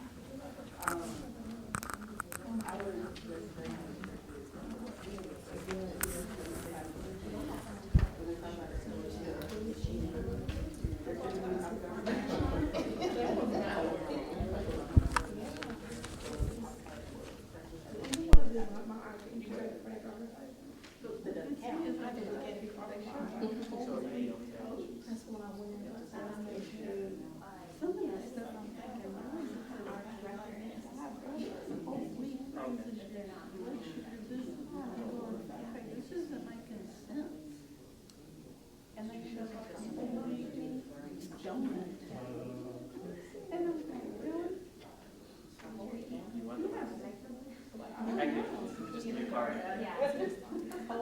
I'm sure they're out there, but I'm just thinking, okay, those are things that raise people's blood sugar way high. You know, in our industry, you can't really do that, but if one of 20 hours of, I don't know this food. I don't know this food. Like I said, you're just trying to look to see. We are, no, all the children. But I mean, you said, look ahead, because what happens is the companies you're dealing with, they don't, even though they're trying to stay, I remember whenever that CN line changed. It's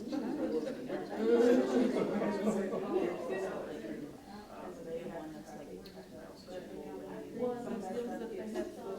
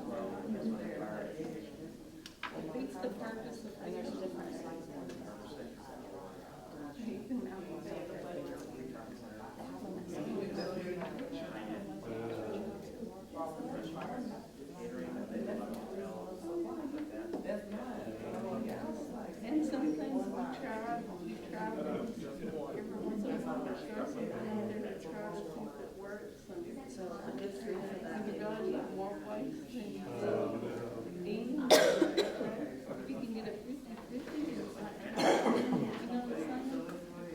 There's no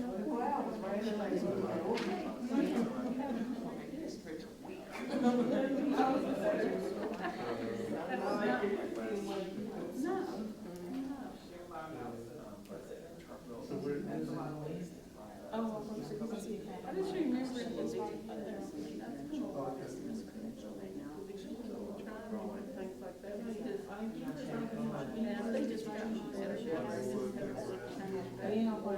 Because the different people that come out, you audit, I mean, it might be interesting to try it. so I don't do a lot of combinations because it's the very, because the very first person people had was start annual and it was so ridiculous.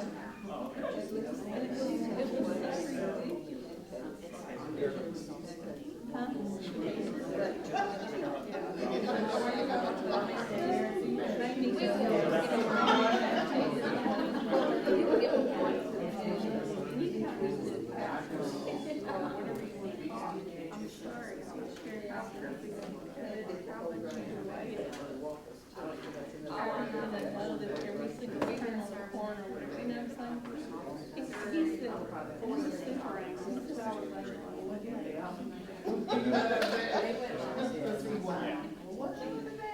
But it was kind of crazy, wasn't it? But actually, It was just kind of ridiculous, because the things that she was over the top, and I'm already over the top anyway. I know I'm super. And so whenever he told me I was anal, I was like, yeah, you're super anal, so we gotta find a way in here to figure this out more way. I mean, I'm not gonna go all straight over here, because this is what I'm not even just doing it. You know what I'm saying? I'm not doing this. Miss Linda, is that the sign sheet? Huh? Is that the sign sheet? I didn't throw it. How are you? Good, doing good. Thank you. She knew when I came over there. I didn't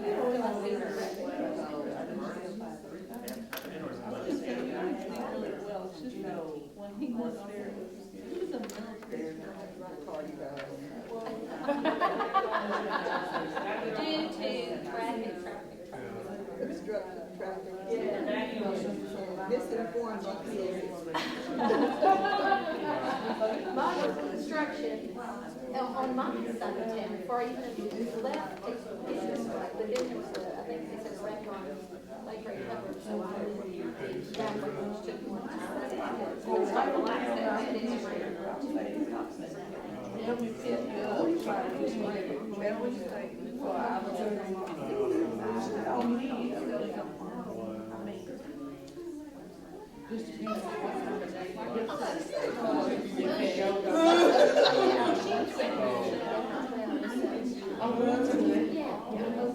Yeah, that'd be a good time to do it. Yeah. about 4 o'clock, it's supposed to be. Because I mean, it is, it's an important part of the prayer there. Making sure nobody's hurting.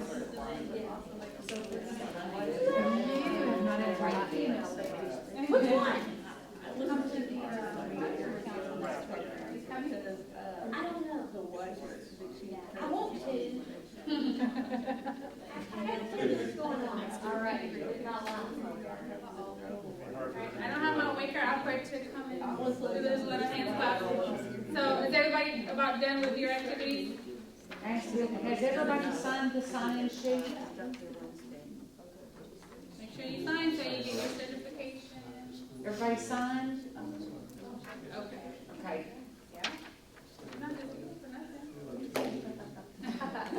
We'll recognize you for being here. All right, so I have Lena Anderson here to speak to you guys about summer workshops. She's the one that puts everything together, so.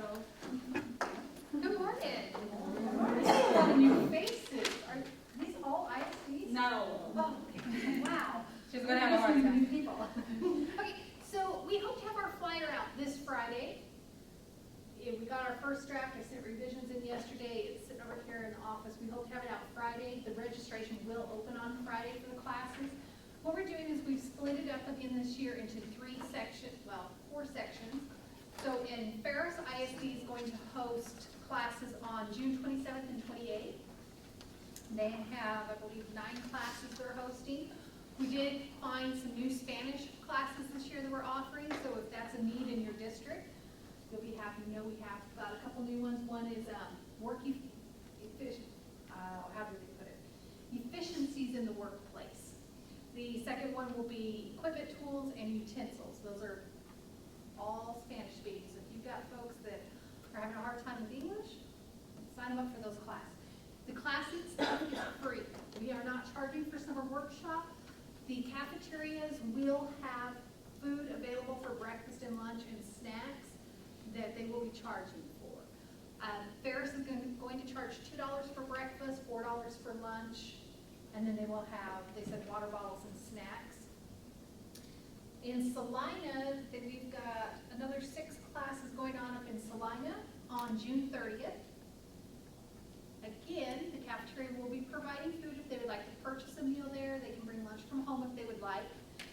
Salina is $2.50 for breakfast and $5 for lunch, and then they will have assorted beverages and snacks.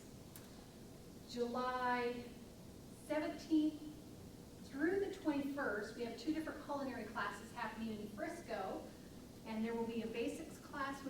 days, and then an advanced class, which is 2 days. To come to the advanced class, they need to have some experience in the kitchen. So if you've got brand new people, please don't put them in that advanced class. Put them in the basics class, okay? We're going to teach them how to hold a knife properly. Then we will have, on July 25th through the 26th, here in this building, we have an additional 6 more classes. That day, they're going to be released for lunch on their own in our neighborhood. Ferris and Salina don't have a whole lot of eating options, that's why we're utilizing their cafeterias. But here we've got a lot more eating options, so they're going to be on their own for lunch here. Okay, so that'll be summer workshop. I don't want to list out all the classes because it's a lot, as you can see my notes. But hopefully the flyer's out on Friday. Any luck. If it's not out on Friday, I'm going to resign on Monday. She's been working all year round. We will have, one of the classes that's here in July is the Certified Food Manager Protection class. So if you've got people that need that certification, that class will be here in July. The testing for it will be the following week on August 2nd and 3rd. We will have AM and PM sessions for the testing. If you have folks that just need to test, they don't need to take the class, they can come and just test. We also have that class happening April 22nd and 29th. It's 2 Saturdays, and then the testing will be the following week in May. So if anybody's needing that right now, we have a class open, I believe. And Tamika had mentioned that you guys are going to do cover some of the CACFP new meal pattern that's going to be applied to school districts. Yes, in the meal pattern class we are, but I can give you the rundown on that right now. You have pre-K in your buildings, anybody? Mm-hmm. Okay, so the new CACFP meal pattern affects you if you've got pre-K. The rules for it are this. There's no more offer versus serve for that age group. It is serve only. Okay? So you've got to create a serve-only menu for that pre-K group. They are no longer allowed to have flavored milk. So no chocolate milk for those little guys. However, there is no longer the rule of having a milk choice. So you get to choose the milk you're going to serve them. It's probably going to be unflavored 1% is my guess. Anybody can give one for flavored skim? Let's not scare them off milk forever. So that's the milk piece. You can only serve them juice 1 time a day over all of the eating periods that day. So if you give them juice at breakfast, you cannot give them juice at lunch. If you give them juice at lunch, they can't have it for breakfast. Your cereals cannot have more than 6 grams of sugar per dry ounce. So if you go onto the WIC website, the cereals that are listed there are the cereals that qualify. It's basically your plain Cheerios, not Honey Nut, plain Cheerios, Rice Krispies, Wheaties, Kix. Yeah, and we had the pictures up. I think they took a picture of it. Yeah. Your yogurt cannot have more than 25 grams of sugar per 6 ounces. 23 grams of sugar. 23 grams per 6, which most of you are serving 4-ounce yogurts. That breaks down to 15 grams for your 4-ounce yogurt. Okay? So why does that affect you? Why does it matter? Oh, and no more grain-based desserts for that age group. So if you're currently serving a cookie every once in a while, you got to eliminate that for that group. The reason this affects you so severely is at lunchtime, pre-K comes in by themselves, right? So no big deal. You just, here's your tray already built, take it and go. When do they eat at breakfast? With everybody else. So you've got to figure out a way in your district, something that's going to work for you, to keep those pre-K kids separate. So does that mean you do a breakfast in the classroom for pre-K? Does that mean after everybody else eats, then your pre-K kids come through line and eat? I don't know. Get with your principals, find out what's going to work in that building, because it may not even be the same across your district. Maybe, like Garland has how many schools? 72. It may not be the same way in all 72 of your sites. You may have to do different. When you find something that works really good, if you would send me that, that would be great, because we would love to pass those best practices on to districts that are struggling. Because you've heard my 2 brainstorms, breakfast in the classroom or feed them after. So if you've got something else, share it, please. Are we good on that? And then the Quainling, she did clarify, you don't have to claim them separately for CACFP. You can just claim them under NSLP, which makes everything easier for you guys. Yes, perfect.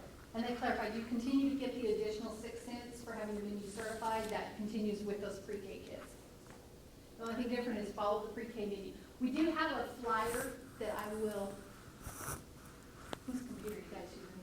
Well, who's better if I email it to? Miss Ebony? Yeah. I'll email it to Miss Ebony real Okay. quick, because it just highlights the items that affect our ISDs. Can you email it actually to Linda so she can print it out? Is it a one-pager? Yes. Can you ask her to print it so she brings it with the certificates? That way they can take it home. Absolutely. Perfect. Thank you so much, Lena. You guys good? Yes, thank you. Well, then, that kind of clarifies the little extra questions that we had for our ISDs. All right. Fantastic. Yes, our ISDs are special. Yes, all right. So now that we have that covered, while you guys were doing your activities, a lot of the questions that we were getting asked was about offer versus serve and after-school snacks. So I do have a memo here, a couple of things that are based on offer versus serve that came out from USDA. So I'm just going to go ahead and read it to you guys just so that it gives you extra clarification. So when the new CACFP meal pattern came, they've been working on this for several years, so they did get questions, and they did put them out, the ones that they were repeatedly getting.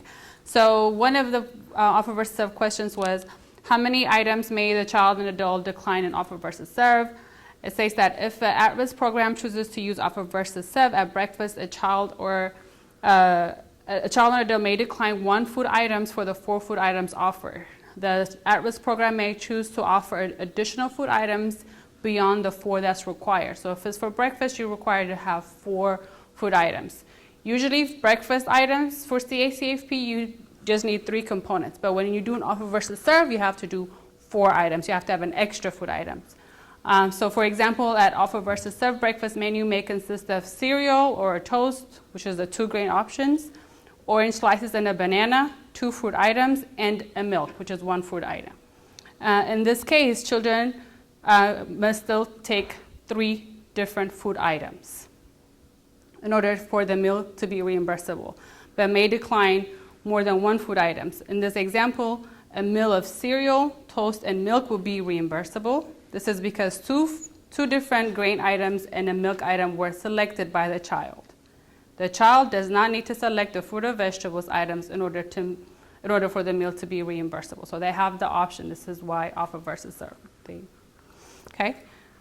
If at-risk after-school program chooses to use offer versus serve at lunch or supper, a child can take food items, at least 3 food item components, when the 5 food items are provided.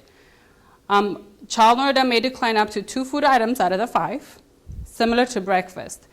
At-risk program may choose to offer different food items within each required components, providing more choices for the child or adult to select an option to decline more than 2 food items. However, this is where it gets tricky. A child or adult must take food items from at least 3 food components for it to be reimbursable for lunch or supper, not just 3 different food items.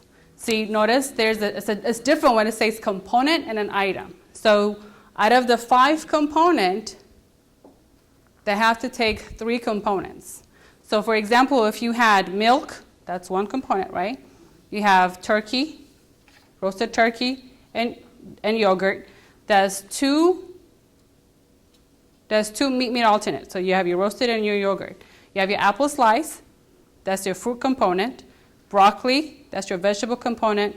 And then you have bread roll, that's 1 grain component. There are many combinations of a child and adult may select. Some of this can include, for example, with this menu, they can get milk, roasted turkey, and a broccoli. That's 3 different components. They have a milk component, roasted turkey meat component, and a broccoli. That's 1 component. Or they can do milk, broccoli, bread roll. That's 3 different components. They can do yogurt, apple slice, broccoli. That's 3 different components. However, if a child selects yogurt, the bread roll, yogurt and a bread roll, that's not reimbursable because that's just 2 components. They had the meat alternate for yogurt and the bread components for the meal items. I'm sorry, if they selected turkey, yogurt, and bread, that's 3, but the yogurt and the turkey is meat alternate. That's not a different component. Although they have 3 different items, they only did get 2 different components. So be careful whenever you guys are doing your at-risk supper to make sure that they're getting all different components. Yes, ma'am? Does one of those 3 have to be a fruit or vegetable? They do not have to be a fruit or vegetables. As long as out of the 5, make sure they just have, right now they selected milk, roasted turkey, grain, roll. They didn't have any fruits or vegetable. They still got their milk components, their meat alternate, and the grain components. It does not have to be a fruit component. And then another question is, under offer versus serve, may a child or adult decline a combination of food? It depends. When at-risk after-school program chooses to use offer versus serve at breakfast, at least 4 food items must be offered, and a child must take at least 3 of those food items and decline only 1. Therefore, a child or an adult may not decline a combination of food breakfast when 4 food items are offered. For example, if you have this breakfast menu includes a combination of food and 4 food items. So this example is you have milk, which is 1 item, waffle with strawberries. That's a combination of food of grain of the waffle and then the strawberries of the fruit and orange slices. In this situation, the child must take the waffle with strawberries in order for the meal to be reimbursable. It's a combination of food. When it's a combination, they cannot pick they have to take the combination of food. Okay? At-risk program may choose to offer more than 4 food items at breakfast. It's recommended that when you are doing offer versus serve, even though you only required, for example, for breakfast to offer 4 components, it's better that you offer more if possible. For lunch and supper, you're only required to do 5. But they're declining, so if you give them extra options, if they don't see what they like, at least they have an extra options to go by. So for example, if you have milk, waffle with strawberries, which is a combination, with this situation, they have to take both waffle and strawberries since it's a combination of food. At least if you have orange slices, and then there's a cereal. You see how you have that extra 4th component. So if they don't want the waffles and the strawberries, they can take the cereal, the orange, and the milk, and you can get a reimbursable meal. Okay. When an at-risk program chooses to use offer versus serve at lunch and supper, at least 1 food items from each of the required 5 food components must be offered. The child or adult must take food items from at least 3 food components in order for the meals to be reimbursable. Therefore, if a combination of food contains 3 or more food components and a total of 5 food items are offered, 3 of which are included in the combination of food, a child or adult cannot decline the combination of food. Same thing with the waffle and strawberry example. So another example for lunch and supper is if you have milk, that's 1 component, vegetable and bean burrito. So if you have a bean burrito that has vegetable, that's a combination of food that has 3 food items, right? You have your grain, which is the burrito, the vegetables, which is the vegetable components, and then you have your beans, which is your meat alternate, and you have your apple. Under this menu, a child must take the burrito in order for the meal to be reimbursable. At this point, they cannot decline anything. So if you do have a combination food, make sure you have extra so that they can decline it. Okay, any questions so far? And then this was her question. It says, is a child or adult required to take a vegetable or fruit in a CACFP offer versus serve? It says a child or adult is not required to take a vegetable or fruit when an at-risk program does offer versus serve. Under CACFP offer versus serve, there are no specific food items or components that the child or adult must take. A child or adult must simply take 3 different food items at breakfast and 3 different food components at lunch or supper. Okay? I think that's the only thing that I highlighted that I think you guys can use. All right. So y'all feel better about offer versus serve now? All questions are answered? Awesome. Okay. So the last thing that I have for you guys is helpful resources on the best practice handout that I gave you guys. It does have the websites on there if you want to, take it. And these are some good resources. And I just want us to kind of look at it together. The first one is for feeding infants with the new CACFP meal pattern. I can already tell you that y'all can already see how old this book looks, right? I think this was like printed in 87 or something, no joke. They really are working on a new one, so hopefully by the end of this school year, a new one will come out. But this information does have a lot of useful information items. So if you have infants in your child care center, this will be one good resource that you want to have. Either you can save it as your favorite tab, or you can print it out and have it. It has infant feeding is. We actually have a whole class with infant feeding because it's so different than anything else. So that would be very helpful for you guys. For child care centers, nutrition and wellness tips for young children. This is also another resources. It has building a healthy plate with different, with fruits, with vegetables, meat alternates. There's very different things, a lot of good resources that you want to, and I feel like we still have some hard copies of this, so if you're interested, I can go downstairs and see if we have some that you can take home with you. Another good resources when it comes to CACFP new meal pattern, NFSMI, or their new name is the Institute of Child Nutrition. They create training. You may have taken some trainings of their institute. This is a very resourceful link. It's training for CACFP.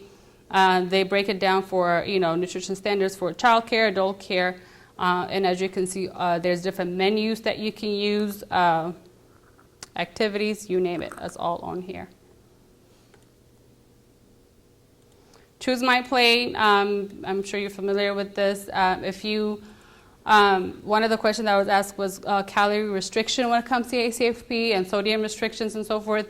That's not a requirement when it comes to CACFP as it is with the NSLP program. They are a little bit more lenient with CACFP. But if you're a child care center or if you feel more comfortable having that sodium restriction, even with the younger kids, this is a good website because you can actually plug in their age, their activity style, and it tells you the recommendation for their sodium, calories, and so forth. And then last but not least, this is a menu planning guide. You kind of played around today with the old menu that you have. This link is not on yours, so if you're interested, you can write it down. Let me go back. But basically what it is, it's a menu planning guide that is created by Team Nutrition, which is a USDA website. And it has different menus, kid-friendly menus, and it's a really fun book. So if you're a child care and you want to revamp your center menu, you can do that. And this is the website. This one is not on your handout, so you can write it. It's healthymeals.fns.usda.gov. Lots of dots.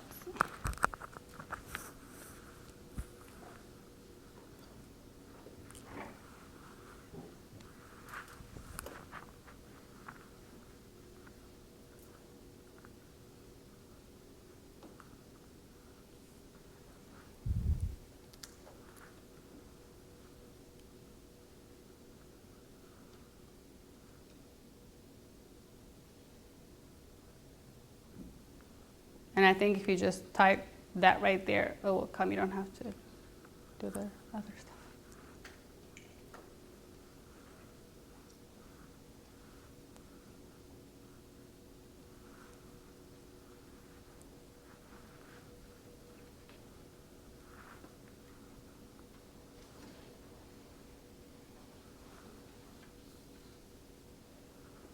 All right. Any questions, comments, concerns? All right, we were about 30 minutes early than anticipated. We do have to close out every training with this statement, like with the way we started. Acknowledgement statement, it states that you understand and acknowledge that the training that you've completed does not cover the entire scope of the program, and that you're responsible for knowing and understanding all handbooks, manuals, alerts, notice, and guidance, as well as any other forms of communication that provide further guidance, clarification, and instruction on operating the program. Basically, that's saying that we were here for 4 hours, but we covered as much as we can with the new CACFP meal pattern.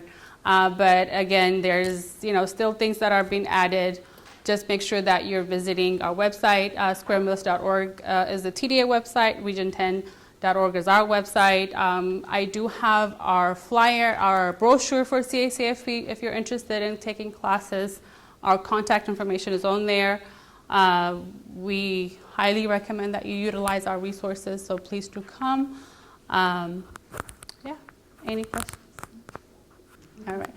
And this is the one that Lana was talking about. Thank you, Linda. That highlights, and I'll just pass it along. That highlights the effects that it has for school districts when it comes to the new CACFP meal pattern.